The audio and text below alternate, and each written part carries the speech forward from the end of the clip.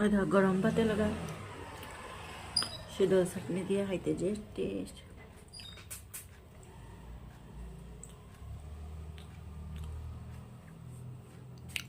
বন্ধুরা, শীতল চাটনি শীতের রাত্রে খুব গরম ভাতের লগে খাইতে খুব ভালো লাগে।